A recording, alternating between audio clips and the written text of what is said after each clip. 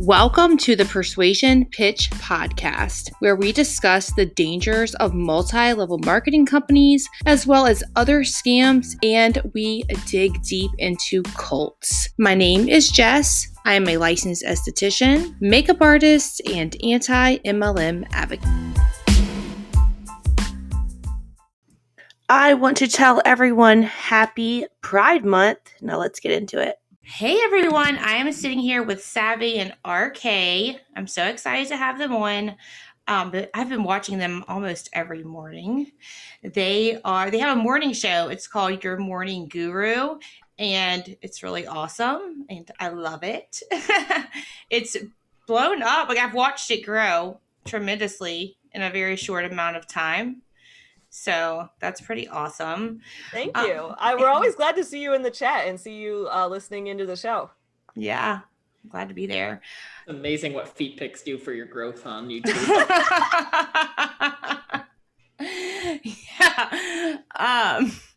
Yeah. So I just want to talk about like what you guys do on that particular channel, because I know Savy has her main channel, and then y'all have this channel together, and it's a morning show, but it's on YouTube. Yeah. Yeah, and I don't know of any other morning shows like that on YouTube. I don't think I do. So of course you guys talk about all of these gurus, and I talked to Savy about this whenever we did another podcast together. But like Grant Cardone, Rachel Hollis, all of those types. This week, y'all are talking about, as I'm recording it this week, y'all are talking about Dave Ramsey, and all of that. How did y'all come up with this idea? Or did we it just stole it from evolve? Rachel Hollis. We stole it from her, which is fair because she steals everyone else's ideas. So we figured we'll steal your idea this time. See how you like it. Right, we stole the time slot. We stole the time slot. The concept of hosting a morning show, nobody owns that, obviously, right? That's a joke. But actually, we actually detail this a lot right now we're working on a book called The Success Rule, which is about our morning show experiences, and we're publishing it through Kindle Vella, which is not like publicly available yet, but when it is, that's how we're doing it. Okay. But we tell the story in this book, which is basically when we started this idea of originally our plan was to like read some guru books together and do a few videos reviewing the books, because that's what I do on my channel, and RK told me he was reading some of the same books as well. So we're like, oh, let's have a discussion about these books on the channel. And then he actually sent me that when we were reading Girl Stop Apologizing, he sent me Rachel Hollis's morning routine and was like, what if we tried this routine and then lived it and reviewed the routine as well? And then one of the items on her routine was that after she does everything, she gets on a live stream at 8 a.m. every day. And I was like, okay, but that means we have to live stream at 8 a.m. every day because that's in the routine. So we started live streaming at 8 a.m. and that was our favorite part of the routine. So we were like, you know what? Let's just do this forever. Right. It's a brilliant idea, actually. And it just evolved like that. So now what you guys do is now like you choose someone and you live like them, right? Mm-hmm. Yeah, we choose a different person every week. And sometimes a few people we've done, like we did Marie Kondo for 2 weeks and we did Gary Vee for 2 weeks. So some people, if there's a lot to cover, or if their week is really beneficial to us, or we feel like there's a lot of information to talk about, we might extend it into a second week. But other than that, we do a different person every week. And do you ask your viewers like to give y'all recommendations, or how do you choose that? Constantly asking for recommendations, because we're only going to grow if our viewers feel engaged. Right. And when we talk about growth on our channel too, I think we try our best to make it as perfectly clear. It's less about trying to grow outward and much more about trying to grow. I'm going to not try and sound like a guru, but you are what you eat. The guru mindset too much. We're going to become what we hate. Yeah. I mean, we are becoming the protagonist of the story, and it fucking sucks. Yeah, because you're like living like that. So yeah. But no, we're far more focused on growing the community. That's what we keep saying. That's what we care about. The people who are there are infinitely more important than the people who aren't. And so when we say growth, we're talking about growing that trust and growing that connection with the people who are already there, and asking for input on who we should be following is one of the fastest ways to get that connection. Yeah. Yeah, and that we've makes been a lot of really sense. into trying to build this as a community, and that's actually something that we talked a lot when we were following the guru Seth Godin, who we followed like 2 weeks ago.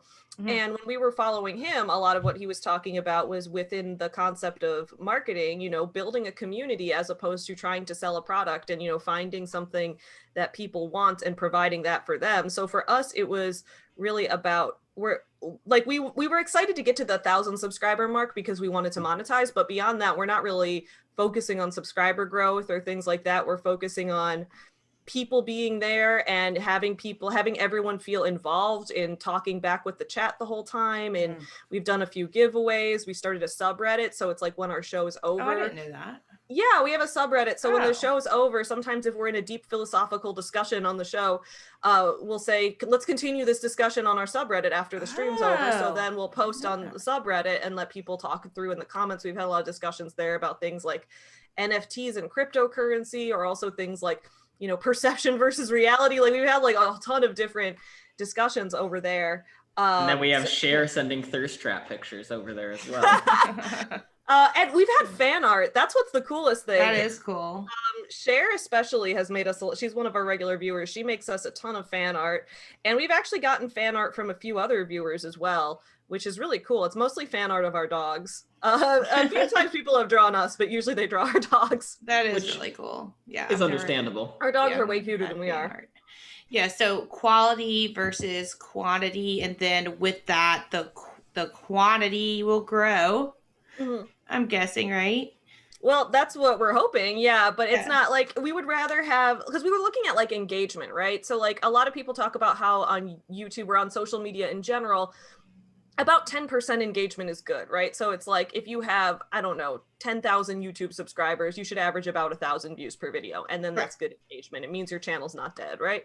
Mm-hmm. So on this, we have way higher than 10%, or way higher. Yeah, than we're 10%. Like 30.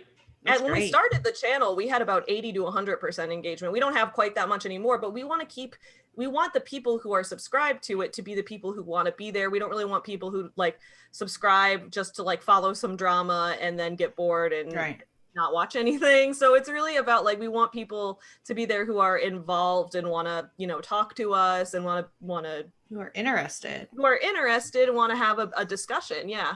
Yeah, that's kind of our mission. It's all about discussing things and concepts and looking at things through multiple angles, because we wanted to snark on some business gurus and talk about how their advice sucks, but we're also seeing what can we learn from each one, because even people we hate, we've been able to find things that we can learn from them, even if that's just what not to do to an extent. So it's kind of going into this with good faith as well. So we're people who are being open-minded to all viewpoints on this channel. And that's why everyone's opinions are welcome. Yeah, absolutely. Absolutely. I understand that. I was going to ask something, but my YouTube channel is completely dead. I stopped uploading videos completely and started this podcast, but now I'm uploading the podcast to my YouTube channel because YouTube is putting ads in my videos. Even if you're not monetized, they're still putting ads in your videos now. So I need to grow that because you might as well make the money if they're going to. You might as well. You might as well be the one getting the money. Exactly. Yeah. Right. I was really interested and engaged this morning because you guys were talking about Dave Ramsey, of course, like I said before, but we started talking about extreme cheapskates. Don't make me puke. Yeah. Don't make me puke. I think that would be really cool if you guys tried to live like that and like documented the whole thing. Try to live a bunch of different things. At one time, we have been talking in the past about one week we might try doing like a Beachbody workout plan for a week or something, or we might try doing like we might try intermittent fasting for a week. We have like all of these different like other like, I don't know, lifestyle trends and stuff that are out there that we might try out and see if there are any benefits and what we see from it. So we're going to try things other than just like researching people. We're planning to also, like next week, we're planning to try the law of attraction for a week and see what happens with that. But we're reading The Secret. And so we're going to try the law of attraction for a week and see what that's about. Yeah. Didn't you mention something this morning about scams or scammers. Oh yeah, we want to have a scammers week too, because there are a lot of business gurus we want to follow that are like just scammers. Like there are people that we follow that have some shady things or that seem to be selling something that is, but there are some people that are like straight up criminals. So I think for a week we want to follow, I think Jordan Belfort and Elizabeth Holmes and Adam Newman and Donald Trump for one day. So we had 5 people we were going to follow each one for a day. And that'll be like scammers week. Yeah, it really makes you realize there are so many scammers. There are so many scammers. There are. Yeah, like within MLMs, of course, and also just in general. It makes you realize even more so that you just can't really trust anyone. Yeah. I don't want to go that extreme. I mean, that's like that's like saying going the Dave Ramsey route of all debt is bad, which we know that when you take the extreme stance on things, you're going to find exceptions. But it is difficult to get that trust online when people are trying to sell you something. That I hear you with. Yeah, that's what I mean. Yeah, for sure. So what are you guys doing in the future besides the scammer? Do y'all have any other ideas coming up? Yeah, we have so many people and things and ideas we want to follow. Ideas are the one thing we're not short of. Yeah, we have like too many ideas because we're working on a million projects. I mean, we have our novel coming out in August. So that's another thing we do on the channel, which generally gets less viewership than the main show. But every Saturday we host an extra stream, which is for writing because we write together too. So we are working on writing a novel. Well, we finished writing the novel and now the novel is in editing. What's been cool is that we've actually, for publishing this novel, have hired other people that have been within our chat and that are cool viewers. So yeah, like Amanda, who has been in our audience for a long time, is starting a copy editing business. So we're having her edit the novel.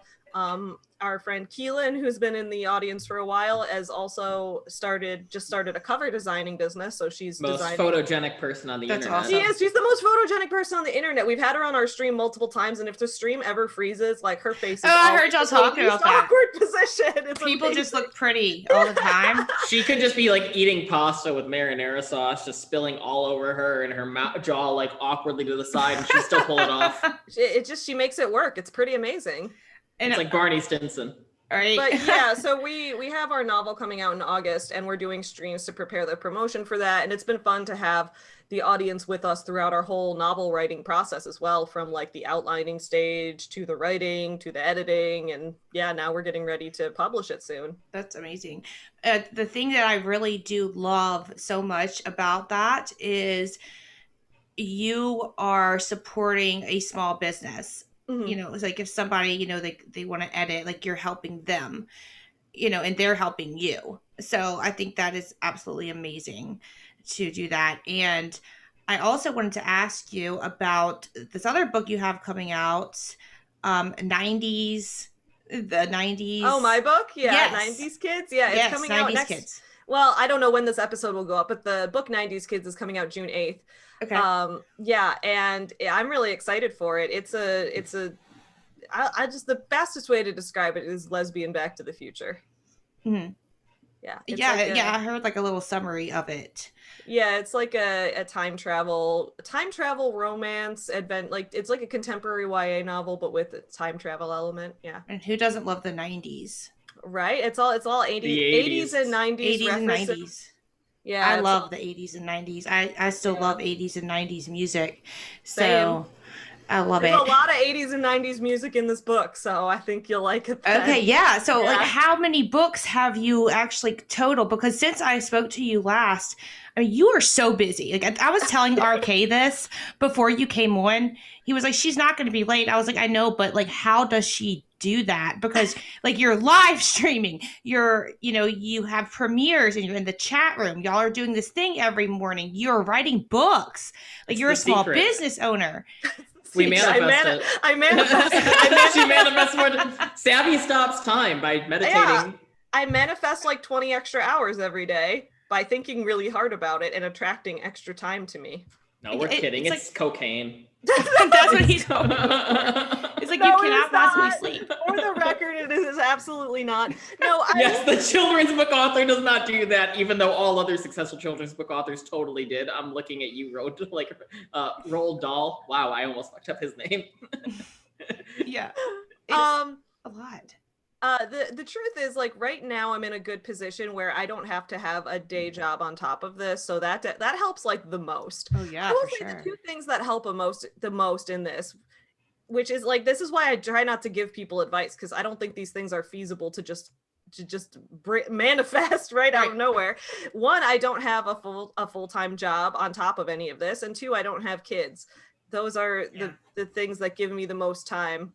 And that's why I wouldn't give other people advice on that, because it's like, there's no feasible way. I'm not going to tell someone not to have kids. To like, there's ways to balance it really well in your life if having kids is something that you want to do. And I know some people who do an amazing job, and I'm in awe of them, who are able to manage like being a business owner and an author and have kids. Like Lauren Severe, who I have on my live stream all the time, like she's writing novels, she's working in healthcare during a pandemic, and she is raising kids. And I'm like, and blowing up on TikTok. And she's blowing up on TikTok. And I'm like, dude, how do you do it? Like, some people I'm just like, whoa. I don't know how people do it. But I guess there was a point, which I talk about in my book, Savvy Business Owner, where I was still having to work. Like, so the reason that I don't work a day job, right, is that now I make enough money from YouTube and my business and things like that I don't have to. Right. But that wasn't always true. So there was a point in, I think, 2017 through 2019, I worked about 95 to 100 hours a week. I was in grad school. I was working at the school. I was working a couple other jobs on top of that, including freelance work and including teaching creative writing workshops to kids, which I used to have a job doing teaching for that back then too. And I was doing all of that right at the same time that I was starting up my business. So it was a lot of juggling, but the fact that I was committed to starting it up then and growing it then meant that it was able to grow enough that now that I've left those other jobs, that I am bringing in enough money from what I'm doing. So it's really, it's not easy to get to that point though. It's like, those were the hardest couple years. They were really fun because I'm like a workaholic. Like for me, that's why I would never advise this to anyone else. I love working and it makes me happy. So like, I was totally just like, let's joy. It work sparks joy for me. Yeah. It's like, there's passion in that. Work your new favorite. I was like, yeah, work's my new favorite. Yeah. But you see, but like there's passion in that. And I think there's that has so much to do with it, because if people are not loving what they're doing and they don't have a passion for it, like for example, MLMs, I could talk about that all day long. Absolutely. So, I mean, it's just something that you can talk about all the time. It's something you have passion in. I think that helps so much, Yeah. And I guess my other thing is that like, I'm not good at work-life balance. Like, I'm not good at judging what is a hobby versus what is a career. And sometimes that can make things a little difficult, right? Because every once in a while, whenever I'm doing something for fun, I'm like, ooh, I should make a video about this and monetize it. And it's like, I don't always need to be in that mindset. You have a business mindset, like a business. Yeah, business. More often than not, I'm in that. And it's hard to balance that with like, I like to do critiques on this idea of hustle culture and toxic positivity. And I don't love those things. I don't love that they're so ingrained in our worldview, but I do love them for me. Like, right. I love them for me, but I don't like the idea that other people feel forced to adhere to those things as well. So I guess that's where the having to balance that comes in. I understand that with my makeup career. There's a point where you have to say, is this a hobby? Or is this a job? I mean, I can honestly say this last film that I did, I have never ever since I started doing makeup and finished school in 2004, never worked so hard in my life. Like, I worked so hard there. Like one night, I was like, how am I even going to get up to my hotel room? I sat down outside of my hotel room door and I was like, I have to put the key in. Like, I had to sit down for a minute. Like, I was fucking drained. Like drained. When I was doing my juggling everything, it's like a couple years ago, it was like I would wake up at like 5:36, try to get some work done before I had to get on the train and go downtown to teach a workshop for kids. After I finished doing my morning teaching workshops, then I would go to work as a writing tutor at the school I was going to, because when I was in school there, I got my tuition waived by working at the writing Oh yeah, center. I think that you mentioned that before. Yeah, so then I would go work there for a couple hours, and then after that was done, then I'd go to night class, and then after night class I'd come home and either have to finish a freelance assignment, and it'd be like 10 p.m. at that point, or I just like my brain was mush. Like Tyler would try to talk to me or something, and I would be like, I can't process these words that you're saying. I can't like form words with my mouth. It's really awful to be at that level of exhaustion. I've felt that way many times. Like, and you have to eat at some point, right? Yeah. And it's like I thought maybe I would lose weight. I gained a lot of weight because it wasn't that I wasn't eating, it's that I was eating all my food from like McDonald's because I had to grab it in between. So rushed. Yeah, exactly. Yeah. Like I've been to the point where I have not had time to eat, even if it was fast food. I just haven't had time to eat.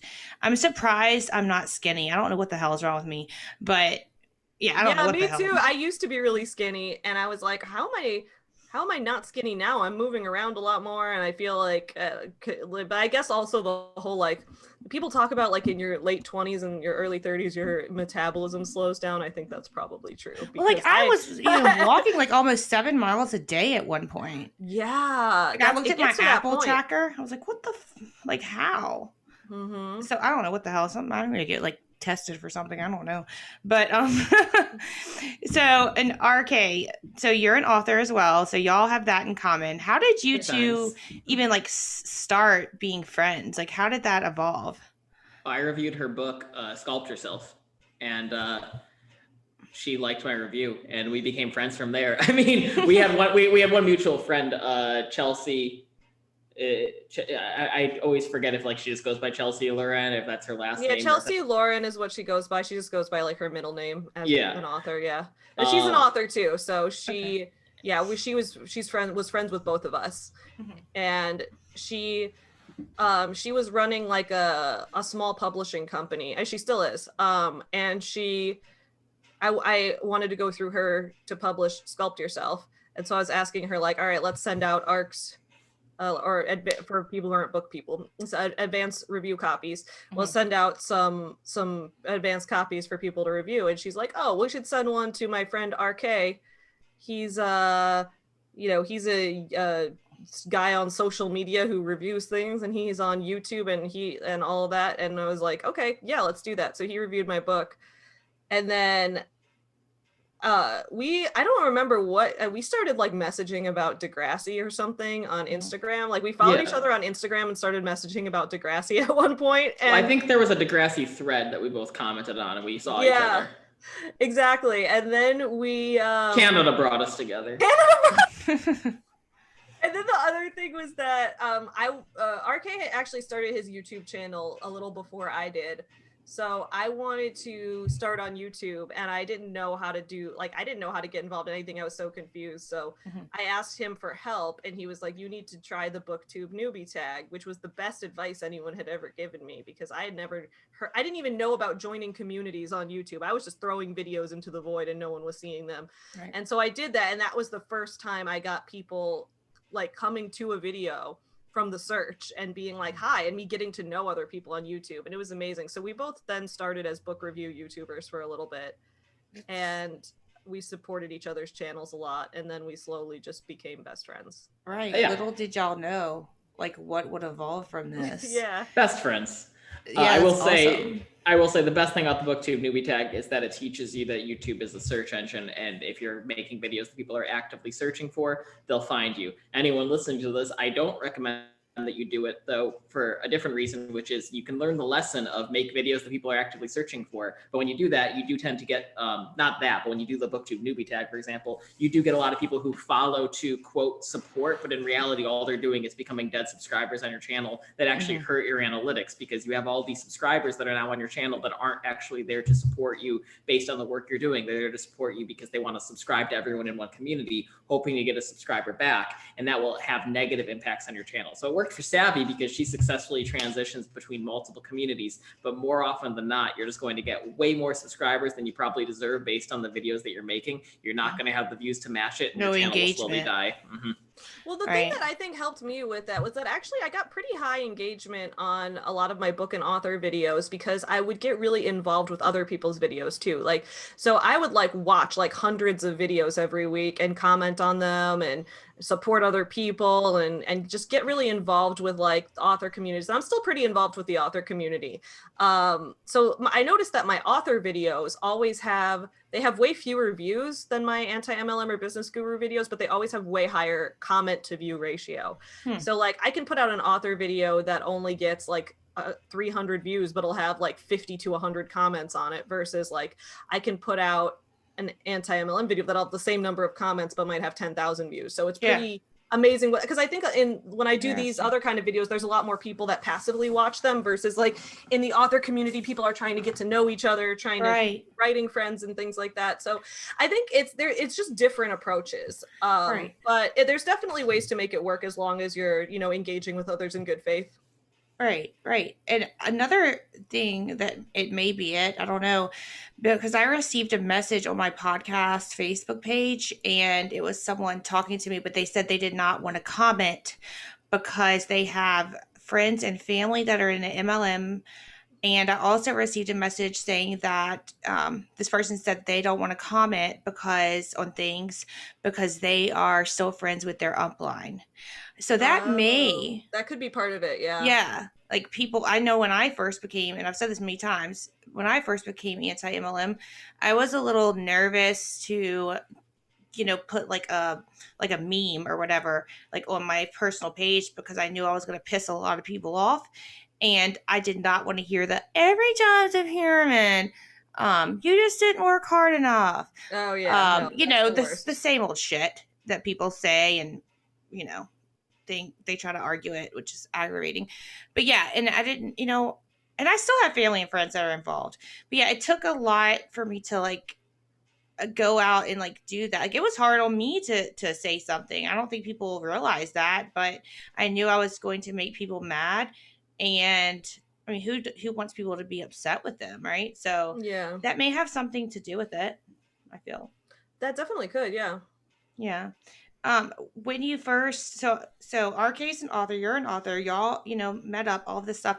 When did you did you tell RK about these MLM scams, or was he already like RK? I talked to you about this actually. You told me a story about Mary Kay, I think. Or I had a woman who wanted to hire me to run her social media that's what it was. Because she's a Mary Kay consultant, and I told her no because she's already going to be losing so much money with this company. I wasn't going to take an additional $200 a month from her. Yeah, so you were honest. Mm-hmm. I was familiar with MLM. I didn't really know what they were, but like obviously I've heard it. I had Tupperware brands growing up, and I think every guy knows at least one person in Cutco at some point in their life. Because it's no guy's going to get involved in MLMs, but they'll happily sell knives and recruit a downline. That's not an MLM. A lot of men think they're immune to MLMs, but it's just the different ones that are targeting you. Yeah. Primerica's full of hunters. Full. Oh, okay. You got distracted by that notification. I got but that that's pretty much been, so as far as like the anti-MLM community itself, I really didn't know it was a thing until somewhat recently, even I think the pandemic introduced me to that rabbit hole and all of the hilarious personalities that come with it. Because the humor really spoke to me. I think y'all are really good at making light of, or not making light negatively. That's going to come across in poor taste, but I think you're really good at making important information easily digestible. Sorry. Go ahead. Oh, I was just going to say, I remember like RK had seen me start to transition into making anti-MLM videos around like 2019 or so, especially when I was reviewing Girl Stop Apologizing and going into reacting to guru speeches at MLM conferences and things like that. But because I remember you would talk to me about like when Monica and I would do collabs and stuff, but it wasn't until like this year that I think you got more involved in the larger community, it seemed like. Yeah, I mean, I definitely feel comfortable in the community. I don't make content on the community, but I support the community as best as I can. Without doing that, I guess you could maybe say your morning guru is in that community, but we're not really anti-MLM. We're But like our position is anti-MLM, but we cover a lot more topics than that. Yeah, I guess that's what I would say. Like our brand isn't anti-MLM. It's just something that's a part. Like it intertwines. It intertwines, right? Yeah. Oh wait, hold up. Let me see. I got a text from the heating company. Okay. The technician is on their way. Okay, so when they call, I will. Savy's air conditioner's out. I don't know how, or I mean how you're like doing it, but you're not like in the deep south like me. Oh yeah, I'm in Chicago, so it's hot for me here, but if I'm glad I'm not in the South. Yeah, I would be dying. Your body adjusts. I mean, I wore flannel today and it's 81 degrees. That's insane.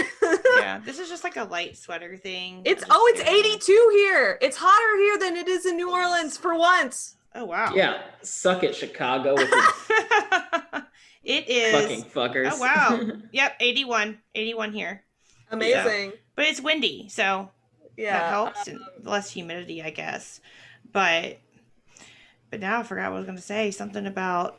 I think I was about to say something, and then I got the notification. Something about the anti-MLM community or something. Well, we were talking about how we're like we believe in anti-MLM, but our show isn't an anti-MLM show. Oh, I was gonna say I was gonna say about supporting the community, dude. RK, you are the most supportive friend in the world. Like that's a thing.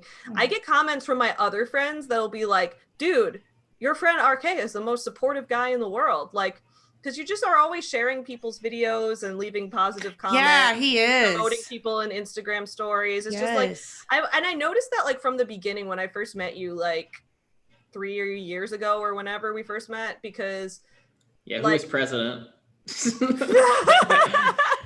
Because like whenever I would share something or be like, I put out a new video when my channel was new, or when I would put out like talk about writing or something, like RK was always the first person to retweet everything. He was always the first person to leave positive comments on everything. I'm like, dude, you are so nice. Like, that's awesome. You're the most supportive friend that exists. So like, it was just always, from the beginning, he's been a very supportive person. I don't even know if we follow each other on Twitter, RK, but we need to. I barely use it. I mean, I'll log on Twitter and follow you, but I barely. I don't know. Use Maybe Twitter. we do. I don't know. I would have to look. Twitter's the fastest way to just sort of hop into a downward spiral of that it is. When you were talking about how it's difficult to trust human beings, like I sort of get that when you go on Twitter and you just see one thread immediately, and it's like, why am I even on this? Twitter is a shitty site. I use it a lot because I like attention. But it's getting shittier too, because it's unlike other social medias. It's like one of the only social medias that's like actively either declining or stagnant with its active users on a monthly basis. So the only way that it can keep its engagement or increase its engagement is to make itself shittier by becoming more of what people hate about it. So it's just sort of becoming worse and worse with each update. I do know that if I get like one more strike or something on Twitter, my account will be permanently deleted. So I'm trying to, I have to kind of tiptoe around there now because my account was suspended for a little bit. They gave me one more chance. They said if I do whatever again, it's going to be permanent. And I've had Twitter since forever, since 2009, I think. And and I was arguing with a Rodan and Fields rep, of course, MLM. So I mainly use it to trash reality TV because I love it. And I think Savy mentioned something about that this morning that she used to watch it. I love trashy reality TV. I don't watch it anymore because I don't really I don't have cable. But I used to watch it all the time. Well, now you don't even have to have cable because you can just Hulu. There's so much stuff. Oh, is it on Hulu? A lot of trash is on Hulu. Hulu and Netflix. Erin watched all of Vanderpump Rules when quarantine first started in 2020 just to escape. She needed something that, because we weren't sure how long we were going to be locked up for, and we needed something that was an easy. I remember every day she would watch reality TV, and every night we would watch a movie like Rat Race, and we slept on the couches in the family room for a week straight when quarantine first started, just because the gentle glow of the television was almost like our fireplace. Gosh. That's how my sister is. She has to have the TV on when she goes to sleep. I used to be obsessed with Jersey Shore, but I haven't really watched it since Snooki left.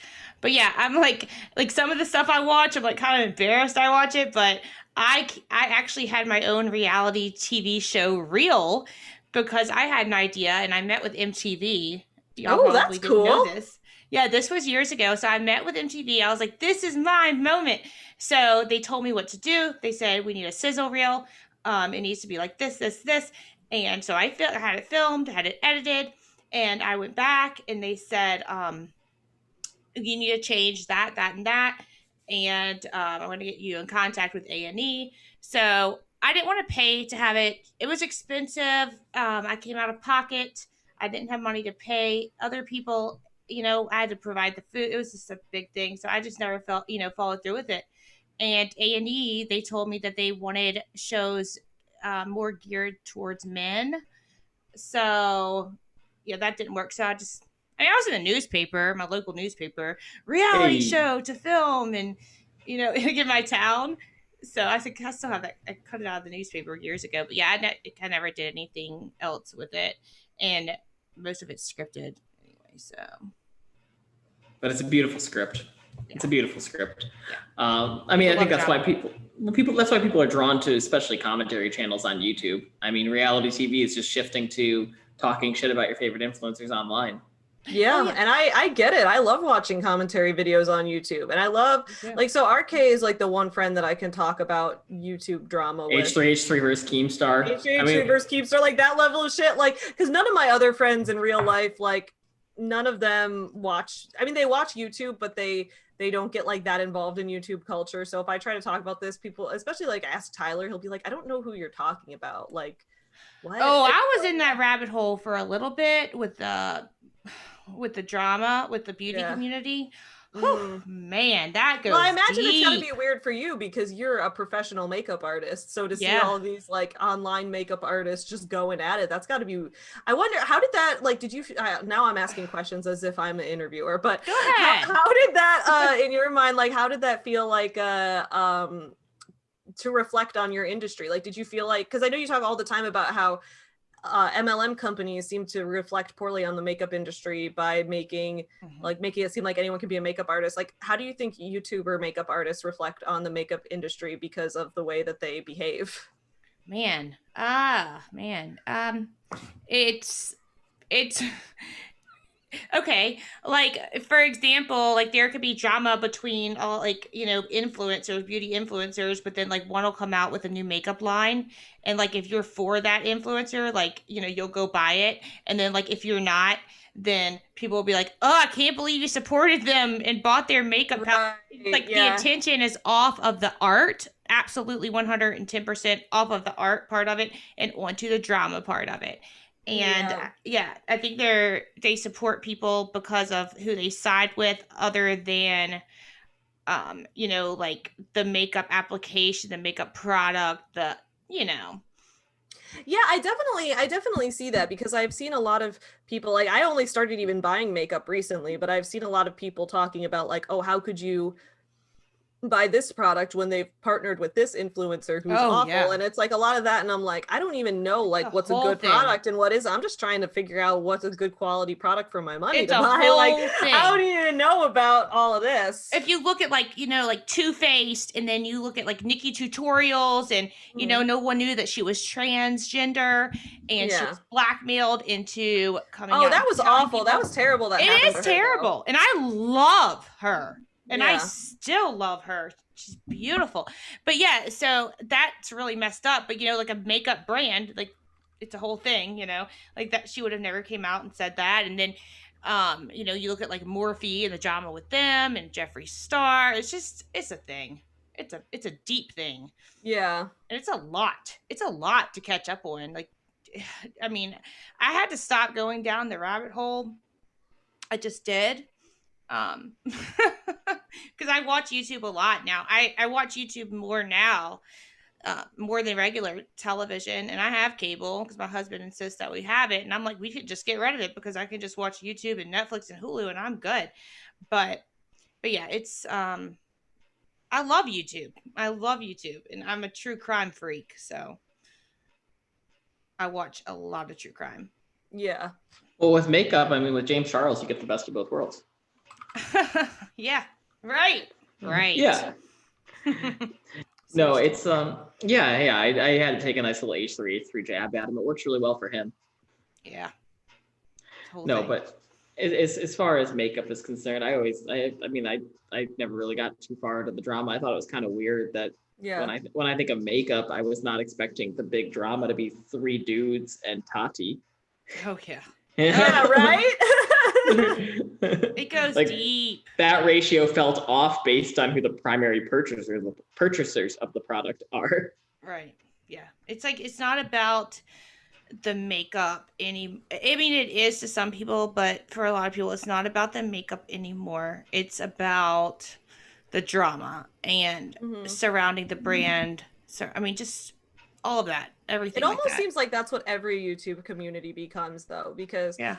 I've been a part of a lot of different YouTube communities, and then people get all like, whenever a new community goes through something, people are like, "Oh my God, this community is all drama. This is going to be a huge," and I'm like, dude, Every community is all I drama. was in the book community. The book community is all drama, dude. Yeah, Join like you a told me about that. nonprofit board.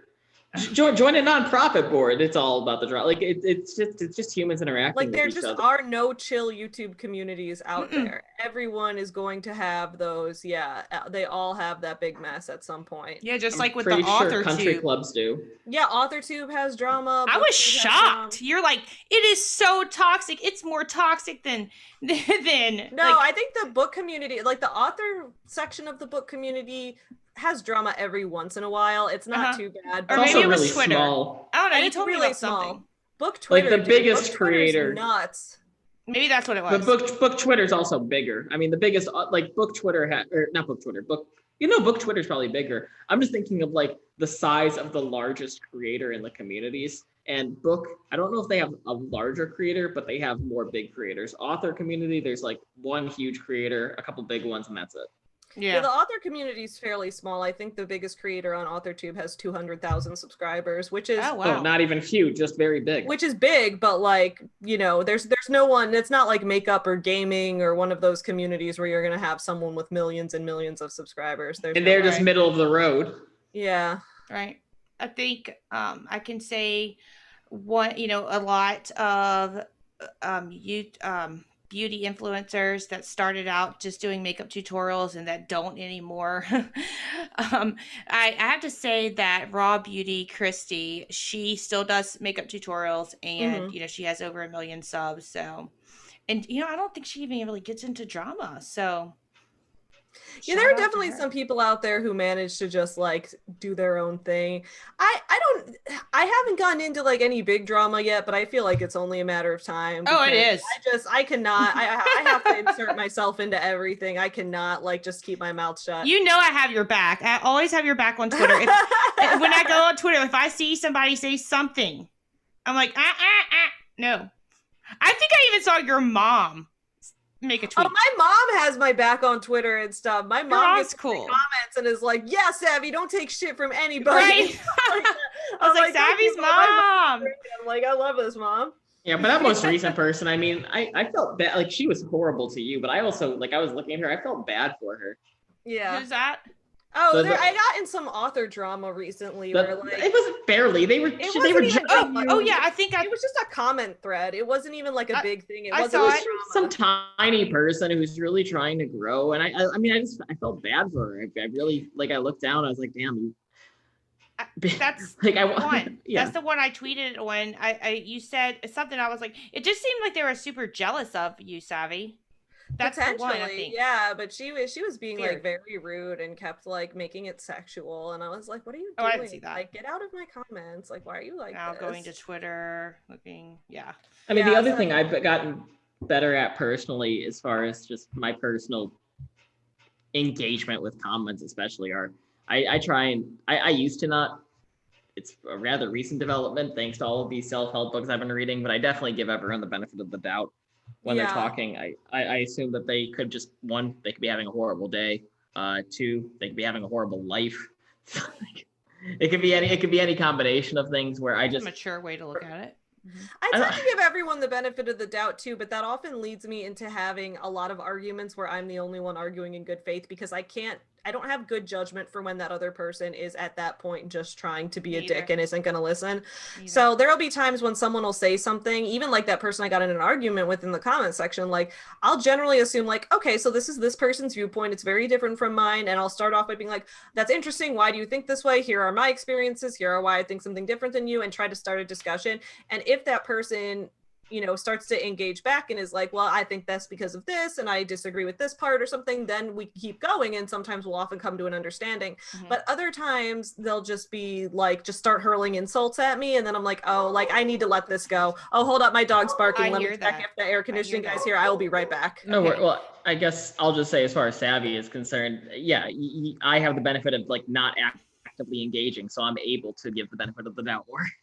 Right. And there was something like really important I was going to say, but now I don't remember. Something about Savvy and... My bad. Oh, I remember. Okay. So, whenever I got into like I used to be like, I'm always right. This is it. I'm always right. Like I was a little bitch.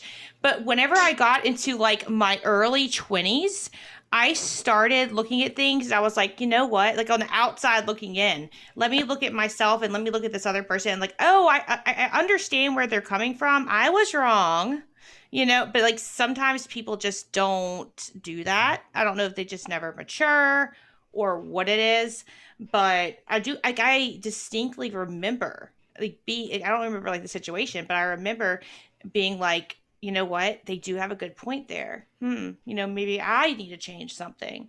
But like sometimes it doesn't happen for everyone, you know? Yeah. And I hear you on that. And I'm not even trying to say that like the way that people interact with comments or arguments are right or wrong. I just know what keeps my sanity. And more often than not, it's just like not even engaging to begin with. Right. That's hard. It can be. Yeah, I'm always backspacing. Like, no. Well, it's one of those things that I feel like gets easier with practice. Yeah. Sort of like, you know, switching over to black coffee instead of having cream in your coffee. It just takes a little practice. You are a mind reader. I swear, I am so close to being out of coffee creamer, and I'm so ADD right now. So I was thinking, you know, should I go to the store really after this and go grab more coffee creamer because I have to have it every morning? But I really want to get used to drinking black coffee because I'm so obsessed with coffee creamer and I have to have it. It's such a hassle because I go through it like water. I was just thinking that. I mean, I like black coffee. I drink it black. I need to learn that. I need to learn how to like that. I think it's an acquired taste. I'm pretty sure it is. Yeah. And I'm pretty sure that not responding to every comment is an acquired taste. Yeah. Because I got some bad comment wars when I was doing music reactions, and it's just so draining, and what you get back from it is just not worth what you put into it. Yeah, especially when you're like talking to a brick wall. It's frustrating. It's very frustrating. And their days don't change at all, and your day does, and it's just not worth. It's really not worth the engagement, in my opinion. And the if someone else gets happiness from it or purpose from it, then by all means they should. Like I said, when I speak on this, I'm only speaking for what personally benefits me. Right. I definitely had to at one point get to the because I used to really try hard to respond to every comment. I don't anymore because it's just not feasible at this point, but I try to respond to as many of them as I can, but I got to the point with like, I had this one video that I put out that was very controversial and has gotten ratioed pretty hard. People really don't like it. JP. It's about Jordan Peterson. Yeah. And it made me really sad for a while actually, because normally I don't mind criticism because you either use it to grow or I just assume, hey, that's engagement either way. But in this case, it was more like I made this video critiquing Jordan Peterson, but I was also critiquing Kathy Newman, who was the person that was arguing with him. So I was critiquing them both about equally, and I was actually very easy on Jordan Peterson, gave him the benefit of the doubt most of the time, and I thought that it was a good discussion, and it was really didn't delve into any personal attacks. It really focused on me trying to critique both of their argumentation techniques. But his fan base just came at me and they were so mad. Like they were so mad at me. And I was like, oh, I was actually worried that I was going to get in trouble with people who didn't like him for going too easy on him. That's what I was worried about. That didn't happen at all. What happened was that I got a ton of hate comments from his fan base. That's just because people are like follow certain people and like no matter what they do, they're always right. And that's why it felt kind of like cult-like. But there were some people that I will say, a lot of people in the comments were engaging in good faith and were like, you know, I'm glad I watched this because even though I disagree with you, I think you presented your viewpoints well, and here's why I disagree. And I was like, yes, more than happy to talk to you, and we would have long discussions and Right. great. Other people would be like, Agree to well, yeah, disagree. obviously you wouldn't like Jordan Peterson because you're an ugly feminist stereotype. What? That doesn't even have anything. No. Yeah, and it's like, this doesn't make any sense. And it's like, you didn't watch this, or someone would be like, well, you're clearly stupid, so you just like, and it's like, Yeah, let's throw around some insults. Those are not good arguments. And No. I'm usually like, okay. So after a while, I had to just kind of stop looking at comments from that video, which I didn't want to because I really wanted to engage with people. And I really thought that more people were willing to hear someone out when they're willing to critique someone, but critique them in good faith and give them the benefit of the doubt and things like that. But a lot of people aren't, and that way it was just kind of like a shattering of my idealist worldview. It's like a car accident. You don't want to look. Yeah. But you have to. Yeah. It's exactly like that. Yeah. And I think, and before we even wrap this up, I just want to say that Savvy, you are like okay. So I've been gone for a while whenever I was filming, so I still have to catch up on like the Rachel Hollis drama, something about cleaning the toilets. I still haven't caught up on that. But other than that, you are a debater. Like, bam, like, whoo. When you were on that live stream, huh? Yeah, when she was on that live stream. Dude, Arcade made a pun. That was very good. What did he say? I didn't hear him. I just said she's a master debater. That's all. Drop the D. That was a joke we used to make on the debate team all the time. I'm like, okay. That was like a regular debate team joke in high school. When you debated, what's his face? Oh, Scott? Yeah, I'm just going to say it. Yeah, Scott Johnson, who won't show his face. That's frustrating. He's actually left 2 comments on one of our Dave Ramsey videos today. Well, he left 1 comment. I assume the other one is him too, because it's literally the name of the account, and it's a faceless account. Is Marco gonna be my dad? LOL ? And was thinking to myself like, are you making a joke? Because is Marco's son to you? Like he left 2 comments today because he's really bothered by the fact that I love how he said Dave Ramsey doesn't know what he's talking about with MLMs like everyone else. It's like, okay, fair. I mean, he knows it all though. Oh my god. You lost $250,000, so I'm gonna listen to you for financial advice. Right. But when Savvy was having that debate with him, literally in my house, I was like yelling. I'm like, yes, like people like yell at the screen for football. I was like, yeah, good, yeah, like Savvy for president. Oh my god, I love it. Thank you. It was so good. I was like, this is so good. Like everyone, you have to go watch that video on Savvy's channel. I'll leave her channel linked. Oh, thank you. I appreciate it. Mm-hmm. I mean, Scott, and the Morning Guru and all that. Yeah, I was gonna say, leave your morning. You don't gotta leave mine. I haven't uploaded it in months. Scott's just someone who I'm pretty sure, like, as far as engaging with him is concerned, like I'm not gonna reply to those comments. He enjoys it. Oh yeah, that's true. I think at this point, it's like this isn't a good faith argument anymore because he gets a rush out of it. I really did try to appeal to where you're coming from, but if you're really just not willing to even listen to that, or you're just going to repeat the same things, and it's like at that point, I'm like, this discussion isn't going anywhere, and that's when the hardest thing for me, I think, is to learn when a discussion isn't going anywhere. Because I just like I'm a really confrontational person. I really engage with everything a lot, and I've always been that way. So it's like really hard for me to be like, okay, I need to step away from this conversation because in my mind it almost feels like a moral failing to me, where I'm like, oh, I should have stuck with it. But it's like, until when? This person is going to go on forever and isn't going to say anything new, and I'm like shove it down their throat. So yeah, I understand. I completely understand that, but. And he won't show his face, and that's what frustrates me. Like, if I see that, don't really mind that. I have a lot of friends who don't show their face online. Well, still, it's just him. I don't know. It's something about him. Yeah, I try not to resort to personal attacks. He's a freaking asshole. He's been very rude, though. Yeah. Like, if you don't show your face, okay, but like you don't show your face, but you can talk all of this stuff. Like, I guess I don't know. Yeah. No, we understand where you're coming from.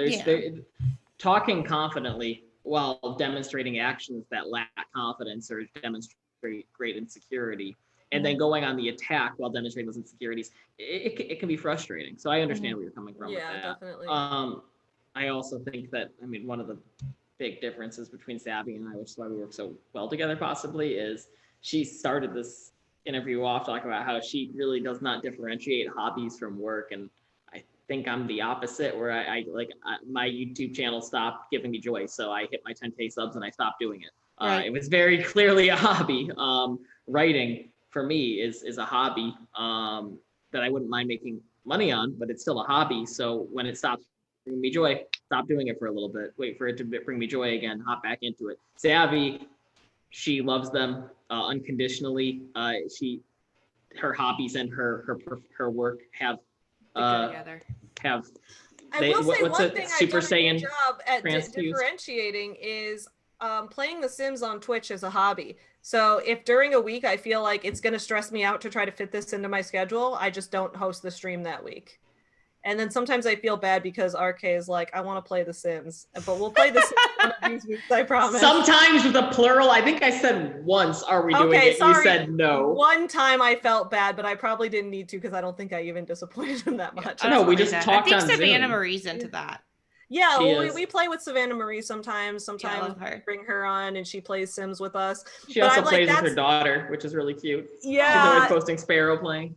It's so cute. Yeah, so it's fun because I'm like, okay, this is a hobby. This is like, I like to play The Sims on Twitch. My Twitch channel got monetized, but I don't really do many monetized things on it. I'm like, I'm not going to spend time trying to grow this Twitch channel or trying to like make it a revenue stream. I just want to use this. That's why I couldn't find you. I couldn't find you the other day.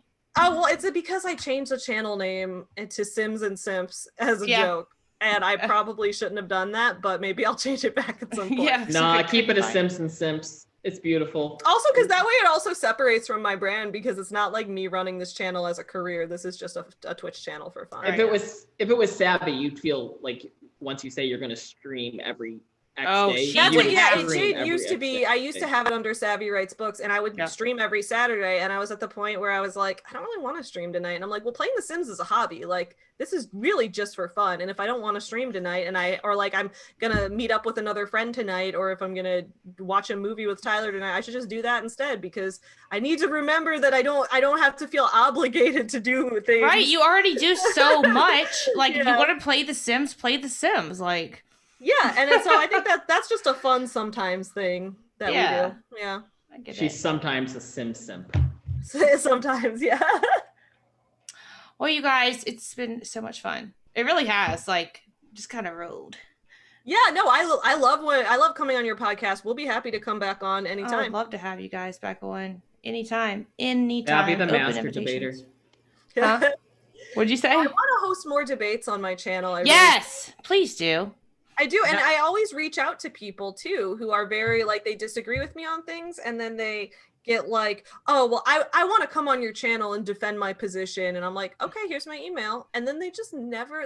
They probably saw the video between you and maybe I think a lot of people get confrontational in the moment, and then when they think about it later, they're like, I don't actually really want to spend time arguing this online or something. So I don't know. That's how I am. That's why I stopped doing it, because it's like masturbating. It's like you have this build up, and then the release is like, I'm not going to do that again. I had an idea to have someone on my podcast who's pro MLM and debate them. But like, I'm just like, I have facts, and what's the point? Because I know I'm right.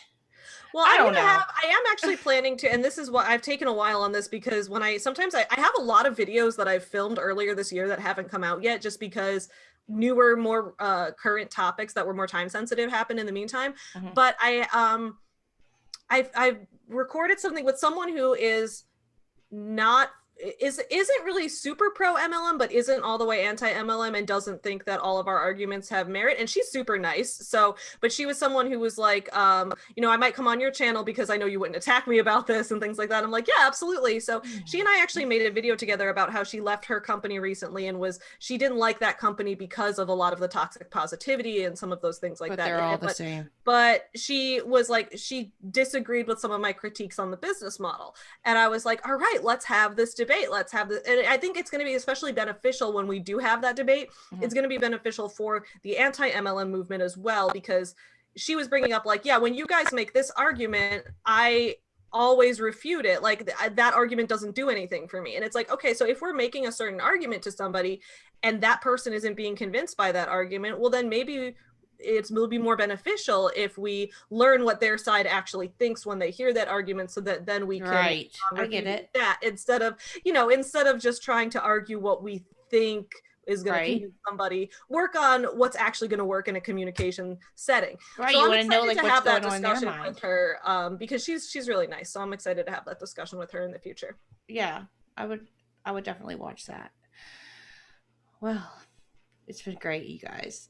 Yeah. It's been great, Jess. We'll be happy to come on anytime. We love your podcast. Aw, I love you guys. I love watching y'all. Thank you. We appreciate you, Jess. I appreciate you guys very much.